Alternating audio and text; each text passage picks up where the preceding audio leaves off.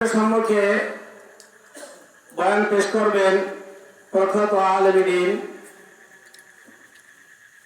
বাংলাদেশ জামাত ইসলামী খুলনা জেলা শাখার নায়েব আমির এবং আজলিয়া মাদ্রাসার সুপার জনাব হযরত মাওলানা কবিরুল ইসলাম, জনাব হযরত মাওলানা অধ্যাপক কবিরুল ইসলাম সাহেব হুজুরকে তার গুরুত্বপূর্ণ বয়ান পেশ করার জন্য বিশেষভাবে অনুরোধ জানাচ্ছি। আসসালামু আলাইকুম ওয়া রাহমাতুল্লাহি ওয়া বারাকাতুহু। সবাই ভালো আছি আমরা? আলহামদুলিল্লাহ। আউযু বিল্লাহি মিনাশ শাইতানির রাজীম। বিসমিল্লাহির রাহমানির রাহিম। القارعة ما القارعة وما أدراك ما القارعة يوم يكون الناس كالفراش المبثوث وتكون الجبال كالعهن المنفوش فأما من ثقلت موازينه فهو في عيشة راضية وأما من خفت موازينه فأمه هاوية وما أدراك ما هي نار حامية صدق الله العظيم।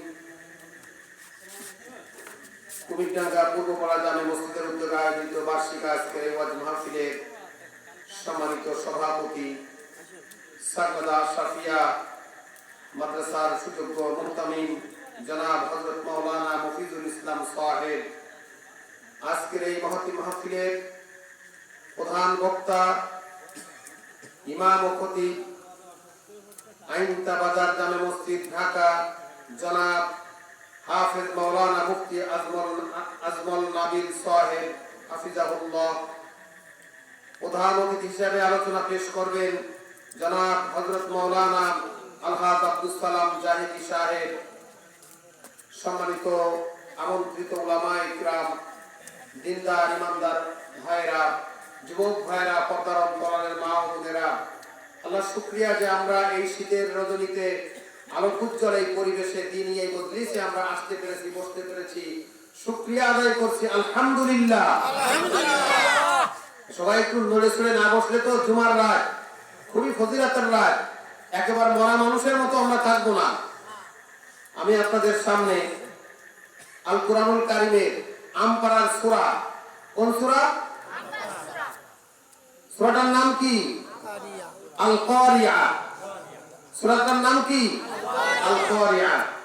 খুব অল্প সময় আজকে যারা আলোচনা পেশ করবে তার মধ্যে আমার সময় সবচেয়ে কম, আমি খুব সংক্ষেপ শেষ করতে চাই, এই জন্য ছোট সূরা ধরেছি। সূরার আয়াত সংখ্যা হলো 11। সূরা কারিয়ার মধ্যে কয়টা আয়াত আছে? 11টি আয়াত। আমি একবার বলবো, আপনারা একবার বলবেন, তাহলে ওয়াজটা দুইবার হয়ে যাবে, সুন্দর হয়ে যাবে। এই কারিয়া শব্দটি কিয়ামতের অর্থে ব্যবহার হয়, অর্থাৎ কিয়ামতের আরেকটা নাম হলো আল কারিয়া। কিয়ামতের আরেকটা নাম কি? আল কারিয়া। কিয়ামতের একটা নাম। আমরা কথা বলবো না, আমি যখন জিজ্ঞাসা করব তখন কথা বলবেন। কিয়ামতের ভয়াবহতা সংক্ষেপে, কিয়ামতের ভয়াবহতা, কিয়ামতের দিন কি বিভীষিকাময় পরিস্থিতি হবে, এই পরিস্থিতির কথা আল্লাহ তাআলা দুটো তিনটে উদাহরণের মাধ্যমে এখানে ব্যক্ত করেছেন। আমরা নামাজে হয়তো পড়ি, সূরার মধ্যে হয়তো তেলাওয়াত করি, কিন্তু বাস্তবতা তো বুঝলাম না। আল্লাহ তাআলা বলেন আল কারিয়া, আঘাতকারী বস্তু। আঘাতকারী বস্তু কিয়ামত হলো প্রচন্ড একটি ধাক্কা হবে। এই ধাক্কার মাধ্যমে কিয়ামত সংঘটিত হবে। যখন সূর্য ফেটে চৌচির হয়ে যাবে, জমিন খান খান হয়ে যাবে, চন্দ্র এবং সূর্য সব একাকার হয়ে যাবে, যখন সবকিছু একাকার হয়ে যাবে, সবকিছু বিলীন হয়ে যাবে, আল্লাহ ছাড়া পৃথিবীতে আর কিছু থাকবে না, তখন কিয়ামত অনুষ্ঠিত হবে। আল্লাহ তাআলা বলেন আল কারিয়া, করাঘাতকারী বস্তু, করাঘাতকারী বস্তু, আঘাতকারী বস্তু। আমরা যখন কোনো বাড়ি থেকে আরেকটা, আমি নিজের বাড়ি থেকে আরেকটা বাড়িতে যাই, গেটে যে আমরা এরকমের কলিং বেল বাজাই না, এই করিয়া শব্দের অর্থ কলিং বেল বাজিয়ে দেওয়া। কিয়ামতের দিন এমন একটা পরিস্থিতি হবে, যেই পরিস্থিতিতে একটা আঘাত আসবে। এই আঘাতকে কোরআনে বলা হয়েছে আল কারিয়া, আঘাতকারী বস্তু।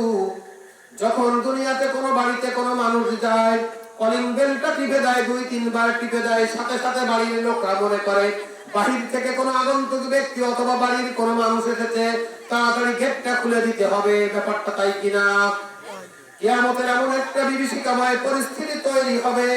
এই পরিস্থিতি সম্পর্কে বিবরণ দিতে গিয়ে আল্লাহ তাআলা একটি সূরা নাযিল করে বলেন আল কারিয়া, করাঘাতকারী বস্তু। মাল কারিয়া, করাঘাতকারী বস্তুটা কি?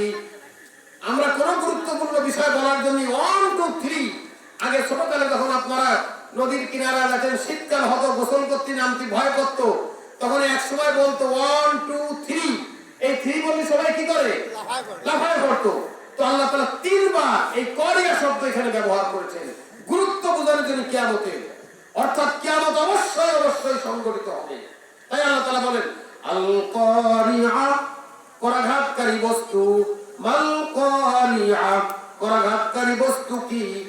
করাঘাতকারী, আঘাতকারী, বড় দুর্ঘটনা, বড় মহাবিপদ। সেই বড় বিপদটা কি? এরপরে আবার জিজ্ঞাসা করেন রাসূলুল্লাহকে, ওমা আদরাকা মাল কারিয়া, হে রাসূল আপনি কি জানেন সেই করাঘাতকারী বস্তুটি কি, সেই কিয়ামতটা কি? এই বাচ্চা, কিয়ামতের কথা বলা তো তুমি এখানে কথা বলছো। মসজিদের লোক তো শুধুমাত্র কিয়ামতের জ্ঞান নাই বলে আসে না, আখিরাত সম্পর্কে মানুষের ধ্যান ধারণা নেই বলে মানুষ মসজিদে আসে না। শীতকালে ফজর নামাজ, শীতকালে ঈশান নামাজ পড়তে মানুষ কষ্ট বোধ করে, কিয়ামতের ভয়াবহতা সম্পর্কে মানুষের কোনো ধারণা নাই। এজন্য আমাদের ঈমানকে নবায়ন করা দরকার। তাওহীদ, রিসালাত, আখিরাতের প্রতি যদি যথার্থ ঈমান থাকতো, তাহলে কিন্তু মসজিদে লোক ধরতো না, ওদের মাঠে লোক ধরতো না। আপনারা তো সেই কুমিরটাঙ্গা খুদলার লোক, যার পাশে সাগরাদার এই বুড়িমার বটতলা, ওখানে যদি শনিবার আর সেই মঙ্গলবার বার্ষিক যখন সম্মেলন হয়, হাজার হাজার লোক সেখানে, এলাকার লোকরা সেখানে যায়। সুতরাং আপনারা তো সেই লোক। সুতরাং কেন মানুষ মাহফিলে আসে না? কারণ মানুষ শিরকের সাথে লিপ্ত আছে, তাওহীদের সাথে মানুষের পরিচয় নাই, আখিরাতের সাথে মানুষের পরিচয় নাই। কথা ঠিক কিনা? তাই আল্লাহ তাআলা বলেন আল কারিয়া, মহা দুর্ঘটনা। মাল কারিয়া, ওই দুর্ঘটনাটা কি? ওমা আদরাকা মাল কারিয়া, হে রাসূল আপনার কি জানা আছে সেই ভয়াবহ কিয়ামত বা দুর্ঘটনাটা কি?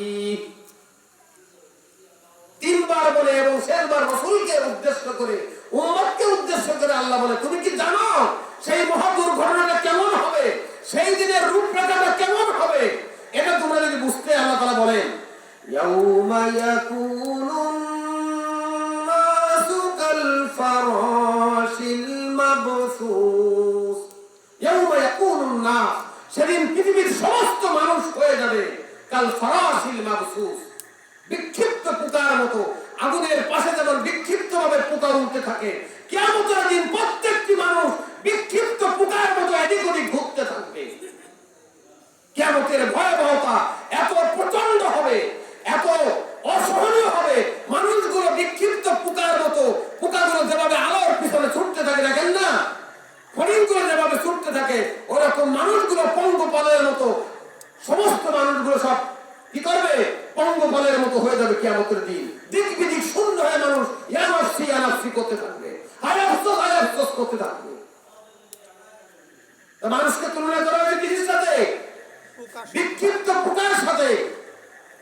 ইয়াউমা ইয়াকুনুন নাসু কালফারাশিল মাবসুস, সেদিন সমস্ত মানুষগুলো বিক্ষিপ্ত পোকার মতো উৎক্ষিপ্ত হয়ে যাবে, এদিক ওদিক ঘোরাফেরা করতে থাকবে, তার কোনো তাল ঠিক থাকবে না, সে টালমাটাল হয়ে যাবে।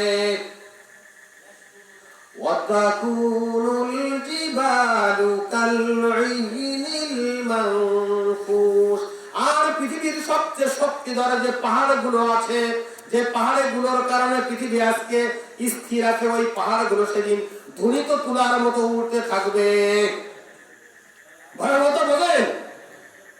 তুলাকে বাড়ি ধরে না, লেপ যেখানে তৈরি করা হয়, এরকমের লাঠি দিয়ে তুলা কি করা হয়? ধুনা হয়। ধুনলে তুলাগুলো উঠতে থাকে। অথবা তুলা যখন গাছ থেকে যখন কুটা দিয়ে পাড়া হয়, উড়ে উড়ে তুলাগুলো বিভিন্ন দিকে চলে যায় না? কিয়ামতের দিন এমন হবে মানুষগুলোর, পাহাড়গুলো কি হবে?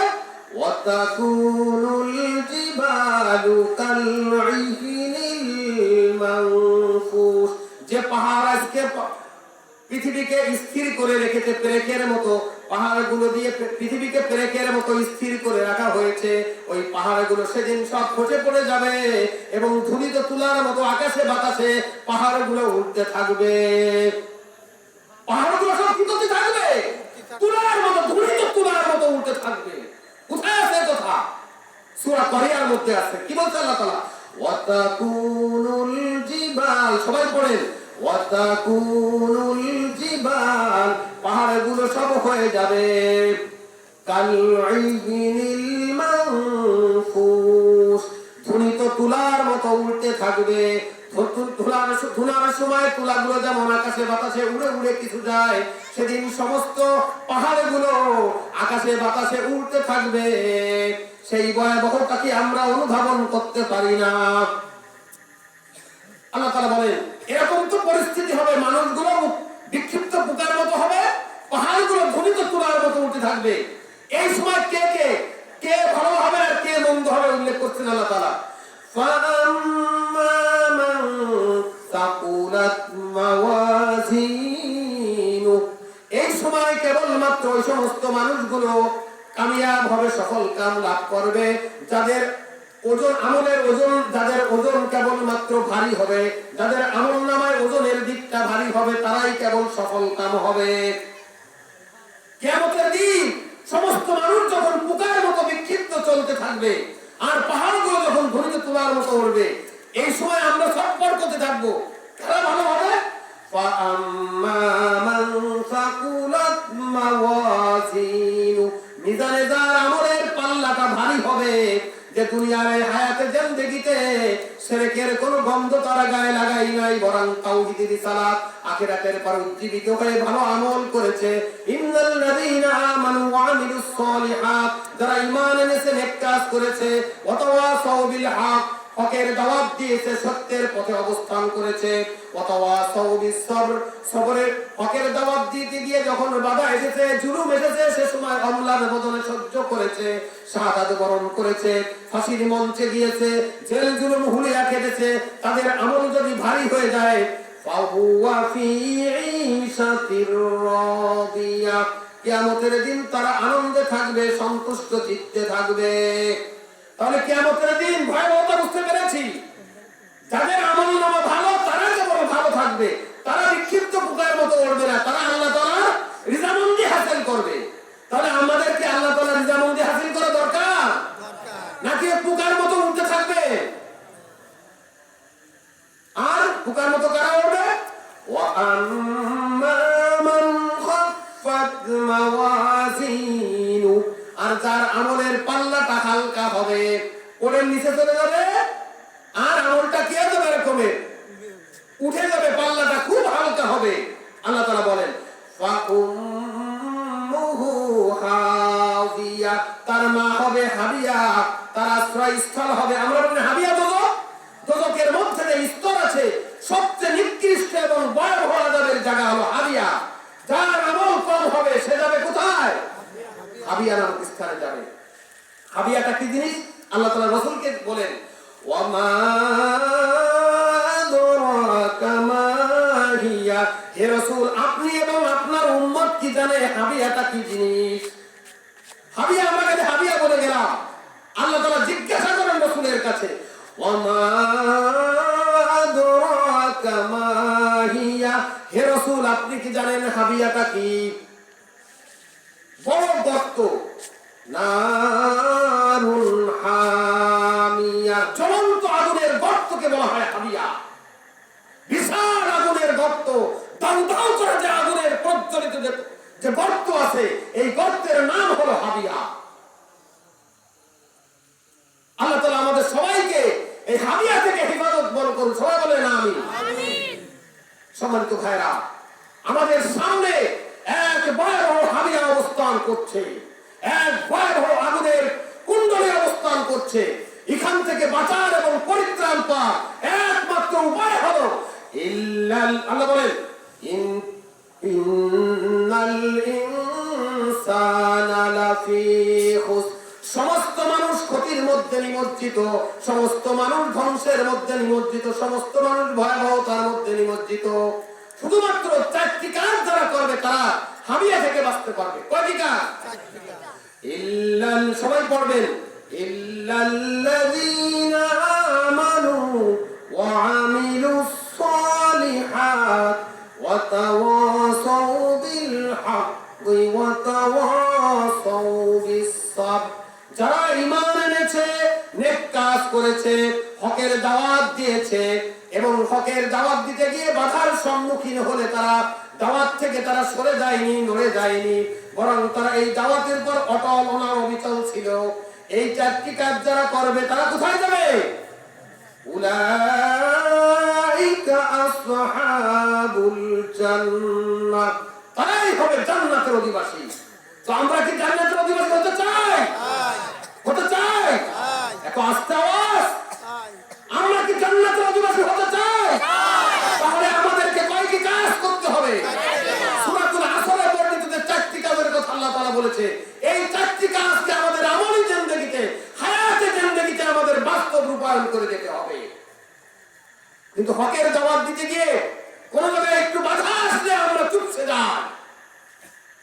বাধা আসলে চুপসে যাওয়া যাবে? আল্লাহ তাআলা সূরা হামিমের সাজদায় কি বলেন?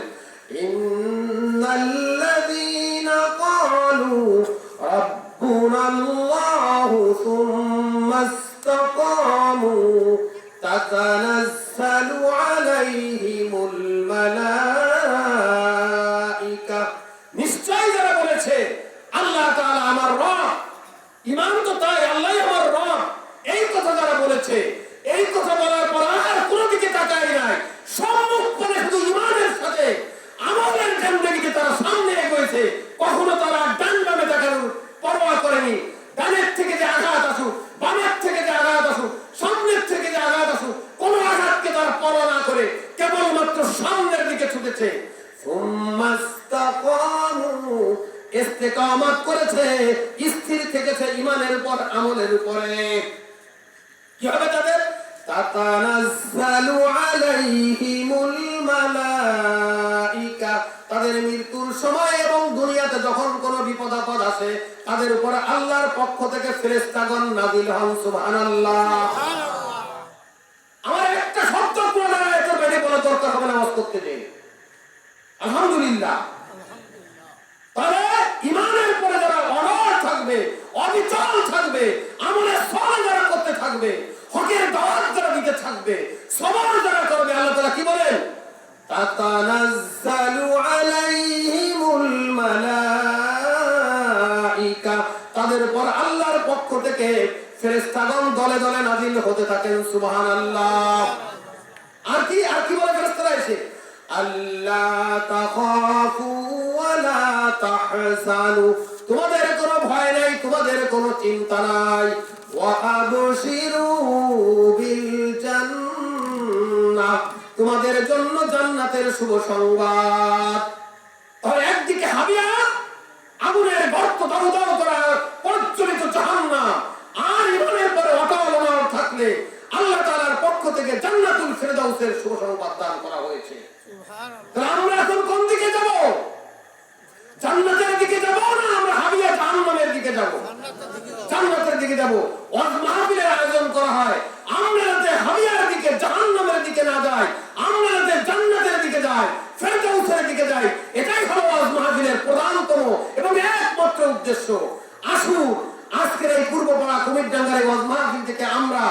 হাবিয়া গর্ত থেকে, আমরা জাহান্নামে অগ্নিকুণ্ডলী থেকে আমরা পরিত্রাণ পেয়ে জান্নাতের পথে আমরা পা বাড়াই।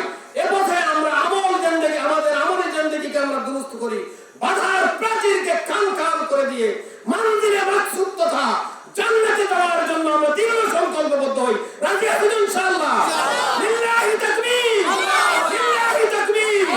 আল্লাহ তাআলা আমাদেরকে আমল করার তৌফিক দান করুক, আমিন। আকুলু কওলি হাযা ওয়াল ইলমু ইনদাল্লাহ। আসসালামু